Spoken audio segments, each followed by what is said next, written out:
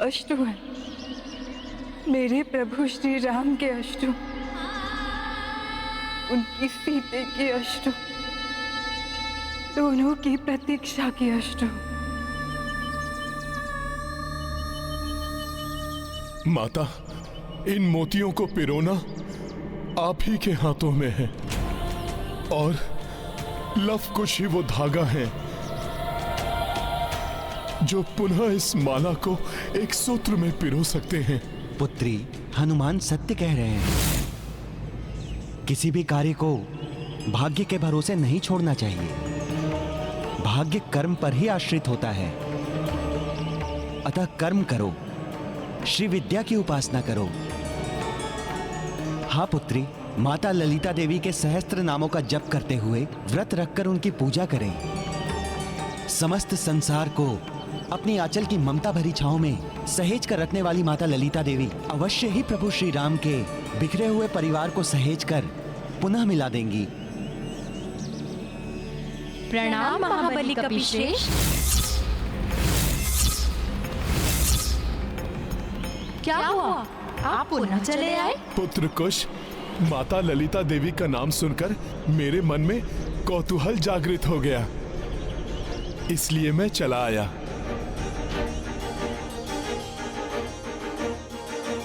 ऋषिवर, कौन है ये माता ललिता देवी? कपिवर, ये पराशक्ति देवी है, आदि जननी।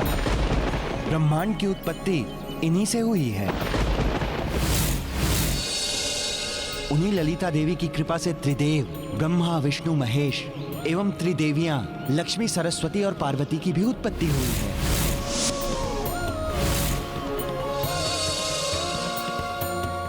समस्त संसार का सृजन उन्हीं की शक्तियों से हुआ है।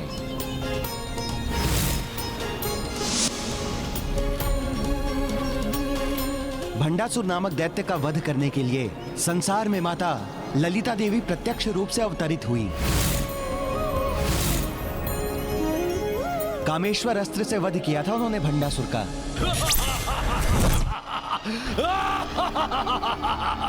विनाश, महाविनाश।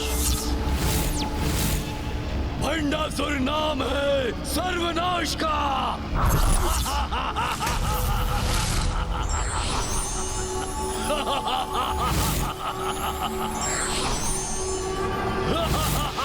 महादेव की शक्ति से संपन्न कामेश्वर अस्त्र प्रकट हो।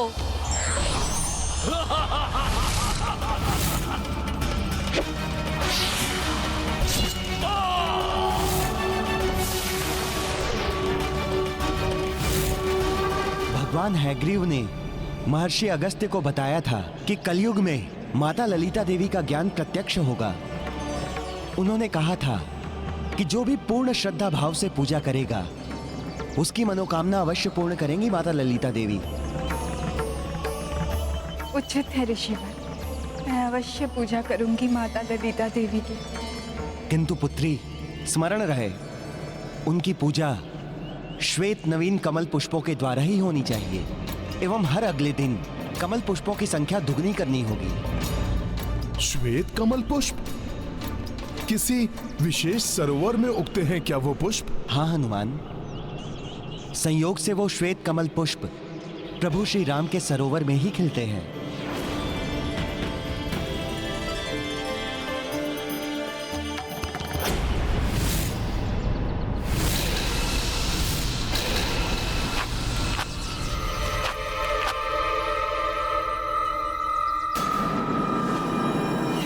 अब ये दोनों कहाँ चले गए? इनका आयुध भी नहीं है। किंतु बिना बताए ये दोनों आश्रम से कैसे चले गए?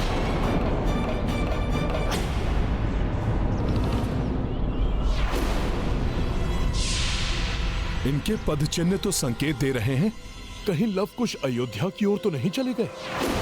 तो ये प्रभु श्री राम के सामने जाकर अपना सारा आक्रोश न व्यक्त करने लग जाए। माता, ऐसा कुछ नहीं होगा।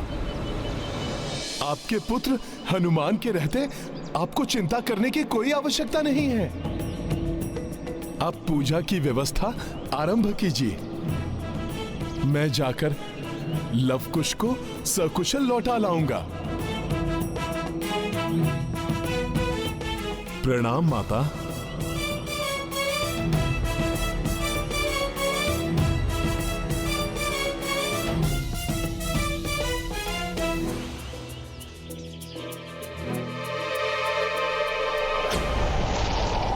कहां गए लवकुश?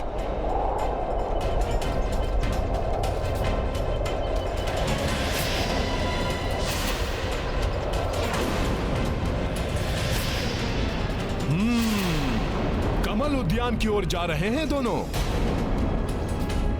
अर्थात देवी ललिता की पूजा की बात इन्होंने भी सुन ली, इसीलिए ये कमल पुष्प लेने जा रहे हैं।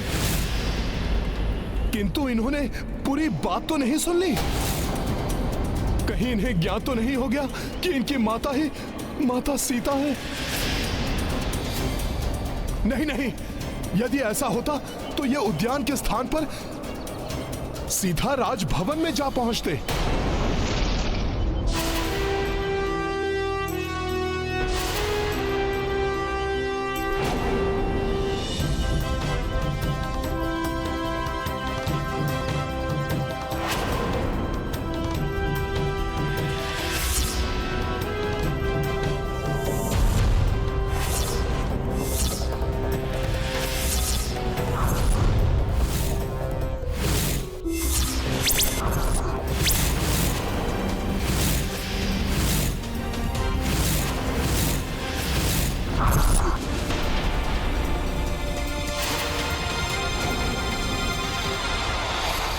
अरे ये अकस्मात ही दोनों कहां लुप्त हो गए?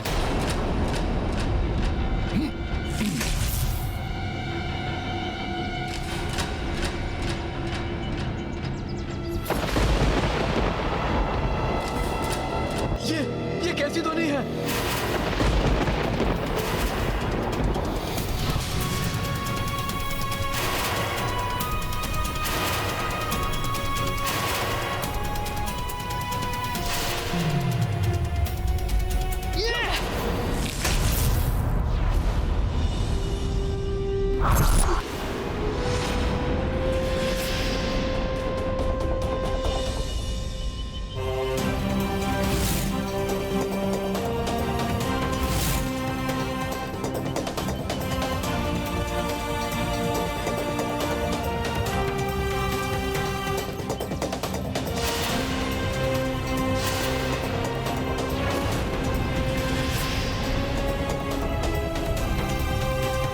अच्छा, प्रभु श्री राम के पुत्र, कल अयोध्या ने तुम दोनों की भक्ति देखी थी। आज कदाचित तुम दोनों अपनी शक्ति से भी परिचित कराना चाहते हो अयोध्या को।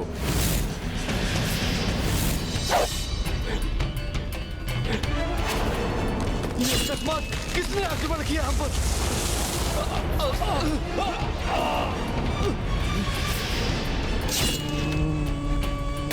सावधान मधुमक्खियां! सैनिकों, रक्षा करो अपनी! रक्षा करो अपनी! मधुमक्खियां हमारी ओर आ रही हैं। भागो! अपने प्राण बचाओ, भागो! रक्षा करो अपनी!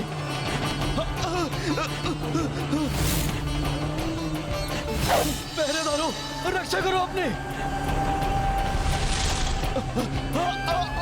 ये कौन आक्रमण कर रहा है?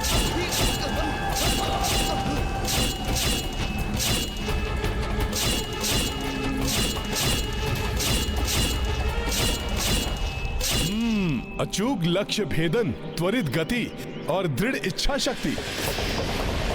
इन्हें तो यहाँ से सुरक्षित निकलने के लिए मेरी या अन्य किसी और की सहायता की आवश्यकता ही नहीं है। अब मार्ग में कोई बाधा नहीं है कुश। हाँ, अब शीघ्र ही पुष्प ले लेते हैं। चलो। यहाँ से बिना अनुमति कुछ भी लेना कठिन है बालकों।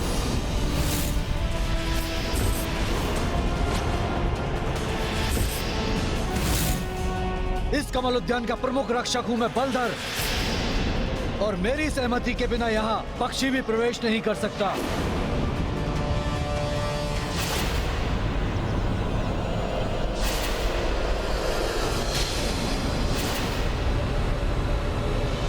ओहो, यहाँ ये बलधर और वहां लक्ष्मण भैया और भरत भैया। यदि इन्हें भनक भी मिल गई कि क्या हो रहा है यहाँ, तो ये स्थिति दुरूह हो जाएगी। मुझे ही स्थिति को संभालने के लिए कुछ तो करना होगा।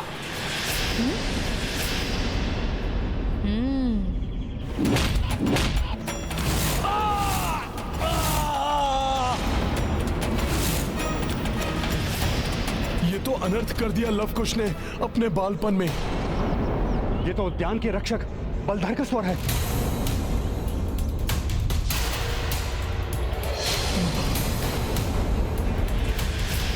जिसका भय था वही हुआ। हमारे लिए कठिनाई उत्पन्न करने का प्रयास मत कीजिए। श्री राम का कोई भी सैनिक हम पर विजय नहीं पा सकता, क्योंकि माता सीता के अन्यायपूर्ण त्याग के पश्चात वो श्री राम ही नहीं, सारी अयोध्या तेजहीन हो चुकी है। हाँ, श्रीहीन हो चुकी है, विजयहीन हो चुकी है। उपद्रवी बालकों, अभी बताता हूँ कौन तेजहीन हुआ है।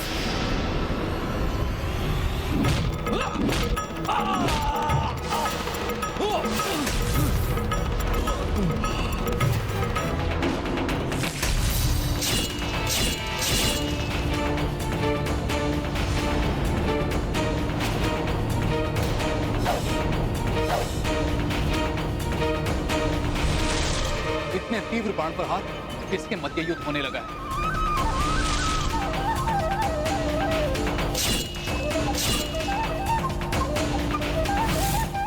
इन बालकों ने तो विकट स्थिति उत्पन्न कर दी है।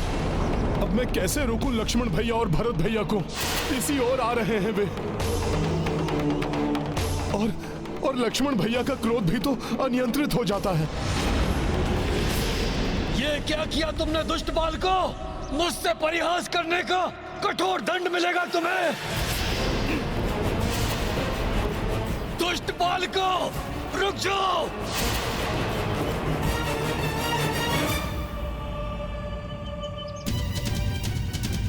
कहीं ये इन्हें लवकुश के बारे में न बता दे। बलधर, किसने किया तुम्हारे साथ ऐसा? सखा,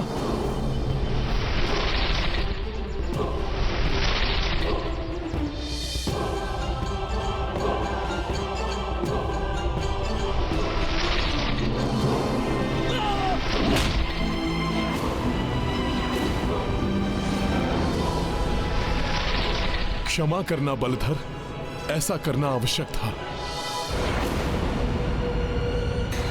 हनुमान, ये हनुमान क्या कर रहे हैं? किंतु ये बाण हनुमान के नहीं, कोई शत्रु है निकट ही कहीं, जो बहुत तेज एवं चालाक है।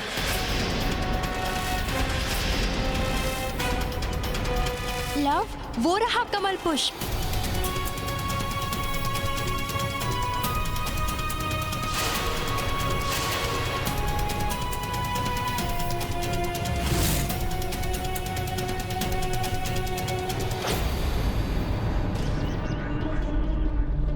सरोवर में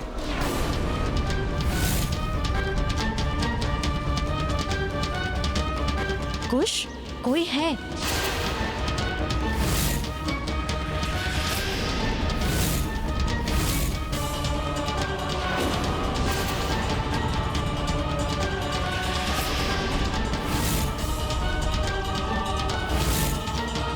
कहीं लक्ष्मण भैया और शत्रुघ्न भैया लवकुश को देख न ले।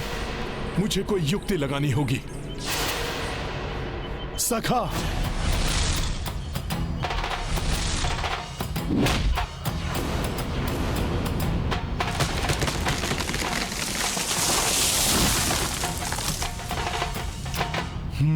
अभी तो नहीं देख पाए ये लवकुश को। अब क्या करूं?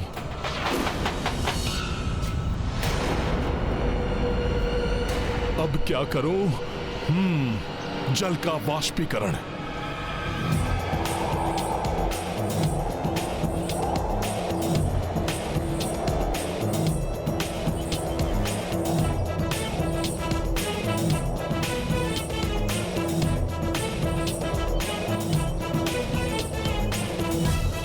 अब ये वाष्प अकस्मात ही कहां से उत्पन्न हो गया?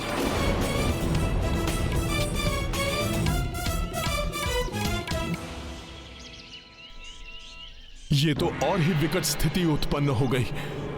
मैं जितना इन्हें एक दूसरे से दूर करने का प्रयास कर रहा हूं, ये उतना ही एक दूसरे के निकट आ रहे हैं। अब क्या करूं मैं, कैसे रोकूं इन्हें? इनकी मुठभेड़ हुई तो अनर्थ हो जाएगा।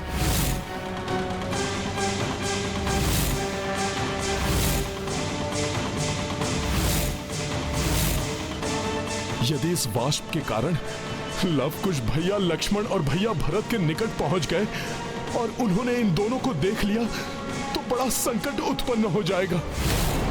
जिसका भय था वही हो रहा है। ये तो एक दूसरे की ओर बढ़ रहे हैं।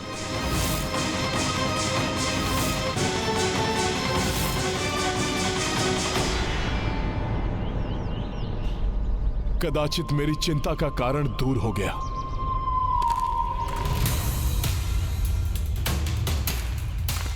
भारत भैया, ये ध्वनि प्रतीत होता है यहाँ पर कोई है।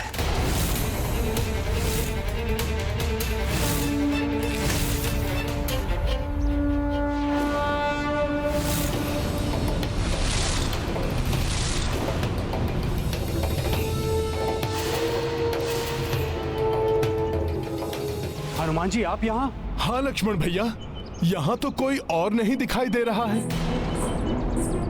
प्रतीत होता है वो जो भी थे इस वाष्प की आड़ में यहाँ से निकल गए। किंतु वो यहाँ आए क्यों थे? क्या चाहिए था उन्हें?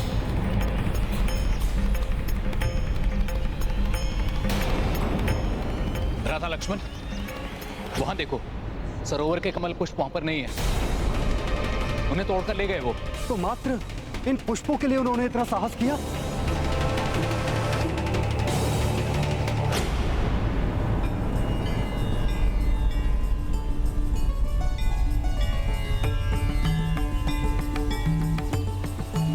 कुश, अब चले भीतर।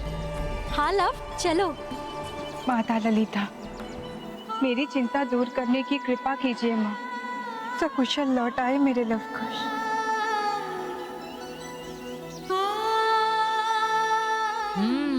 माता पूजा की तैयारी कर रही है। उन्हें उचित समय पर जाकर चकित करेंगे हम। बड़ा आनंद आएगा।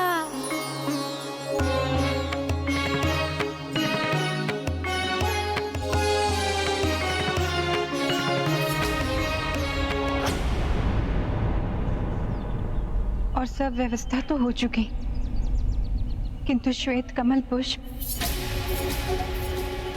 उनका क्या? स्मरण रहे, उनकी पूजा श्वेत नवीन कमल पुष्पों के द्वारा ही होनी चाहिए। माँ, लवकुश के होते हुए उनकी माँ बिना पुष्पों के पूजा करे, ये कैसे संभव है?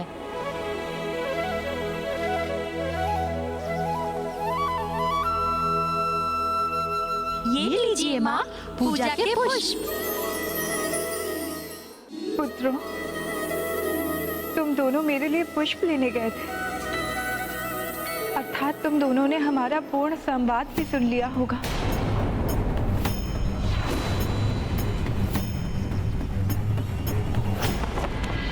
भैया, सरोवर के मुख्य रक्षक बलधर के अनुसार उन दोनों बालकों ने बिना अनुमति के यहाँ प्रवेश किया। सरोवर के कुछ पुष्पों के लिए ही सही, किंतु यह अनुचित है, दंडनीय है, अपराध है।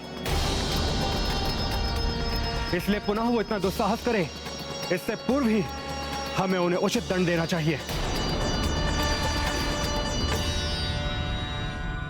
वो दोनों निडर हैं और आज की सफलता से उनके साहस में और भी वृद्धि हुई होगी। इसलिए लवकुश कल पुनः पुष्प तोड़ने आ सकते हैं। प्रभु, बालक तो नटखट ही होते हैं ना? उन्हें उचित अनुचित का इतना ज्ञान कहाँ होता है? हमें बालकों के प्रति इतना कठोर नहीं होना चाहिए। हनुमान, ये आयु अनुभव से सीखने की होती है। जैसे कच्ची मिट्टी को कुम्हार घड़े का रूप देता है, उसी प्रकार इसी आयु में सीख देकर उन्हें हम उचित आचरण के लिए प्रेरित कर सकते हैं। अपराध बड़ा हो या छोटा, दंड तो उन्हें मिलना ही चाहिए, जिससे वो पुनः ऐसा साहस ना कर सके। बलधर जी, आप सरोवर की सुरक्षा दोगुनी कर दीजिए। यदि वो पुनः वहां आए तो उन्हें अवश्य दंडित कीजिए। जो आज्ञा महाराज। भैया, अनुमति हो तो कल सरोवर की सुरक्षा का दायित्व मैं लेता हूं। आज की सफलता के बाद लवकुश अपनी माता की पूजा के लिए पुष्प लेने अवश्य लौटेंगे। यदि लक्ष्मण भैया स्वयं सरोवर की सुरक्षा की व्यवस्था देखेंगे तो मुझे भी भोर से पूर्व स्वयं उपस्थित रहकर लवकुश की सुरक्षा सुनिश्चित करनी होगी। उनका कोई अनिष्ट नहीं होने दूंगा मैं। ये है रामायण, रामचंद्र गुण धाम की, सब सुधि जन करिए कथा श्रवण।